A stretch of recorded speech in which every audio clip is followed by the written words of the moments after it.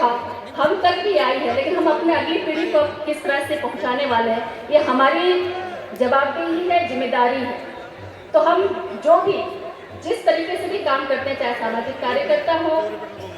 राजनीतिक कार्यकर्ता हो और सांस्कृतिक कार्यकर्ता हो, या किसी भी रूप से करते हैं, घर में जो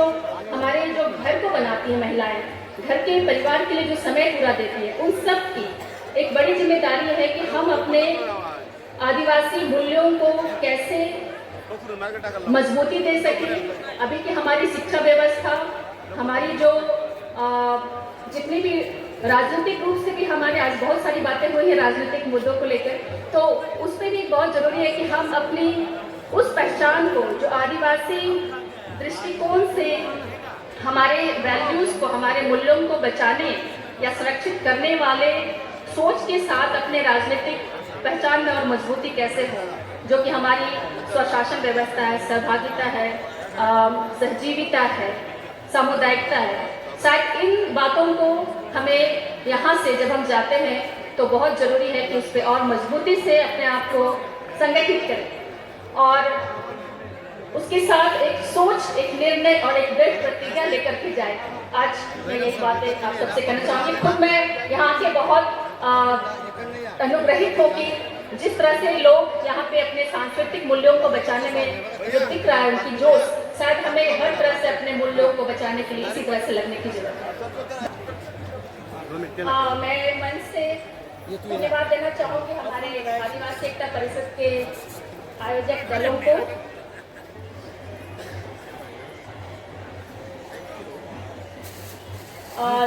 ये अवसर देने के लिए, मंच शेयर करने के लिए, और काफ़ी बड़ी बड़ी तारीफें किए। वैसा कुछ है नहीं, मैं बहुत साधारण से सामाजिक कार्यकर्ता हूँ और आज इस 32वें सांस्कृतिक महासम्मेलन में इतने सारे लोग बड़े उत्साह से आए हैं और इतनी गहरी गहरी बातों पे चिंतन मंथन बातें हो रही हैं कि सबकी बातें सुन करके लगा कि अब क्या बचा है। तो मुझे बस एक तो छोटे शब्द में कुछ बातें रखनी है कि जैसा कि हम सभी अभी के वर्तमान परिस्थितियों को अच्छी तरह से जान रहे हैं, किस माहौल में हम आदिवासी अभी हैं। शायद पूरे भारत की हर एक राज्यों की और हर एक गांव के जहाँ हम आदिवासी बसते हैं, हम हर एक की एक जो कॉमन प्रॉब्लम्स, एक सामान्य जो समस्या है, जो कमोबेश एक जैसी है, हमारी कुछ मूल्य हैं और वो भी कमोबेश एक जैसी हैं, पर चुनौतियाँ इतनी बड़ी हैं कि हम उन मूल्यों को, उस वैल्यूज़ को बचा पाने में कहीं ना कहीं चूक कर रहे हैं। मैं सिर्फ चंद शब्दों में रखना चाहूँगी कि हमारी जो सामुदायिकता है, हमारी जो सहभागिता है, हमारी जो सहजीविता है, जो आदिवासी समाज की एक बड़ी पहचान है, इन चीज़ों में अभी हम कहाँ चूक कर रहे हैं, कहाँ पे हम अब हमें और मजबूत होने की ज़रूरत है, कैसे हम बढ़ते जा रहे हैं, कौन हमें बांट रहा है और हम क्यों बढ़ जाते हैं।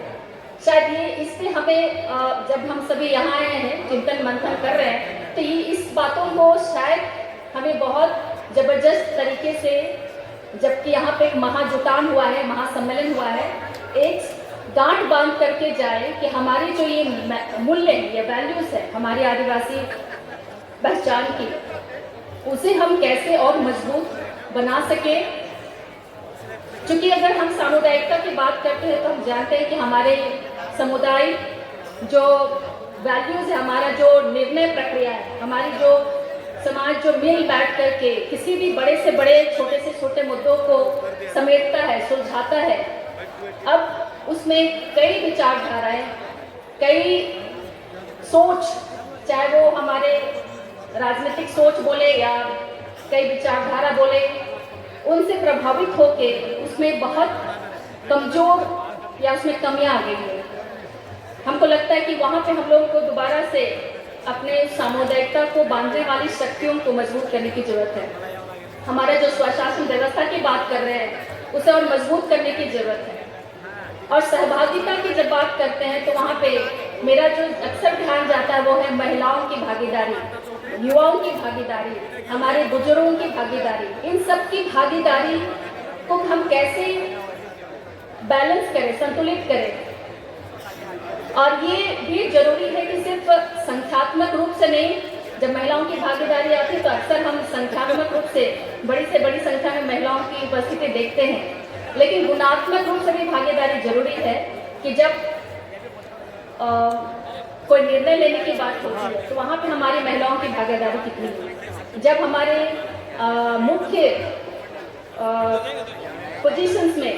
या निर्णय लेने के या पैनलिस्ट में हमारी महिलाओं की कितनी भागीदारी है। तो हमको लगता है सहभागिता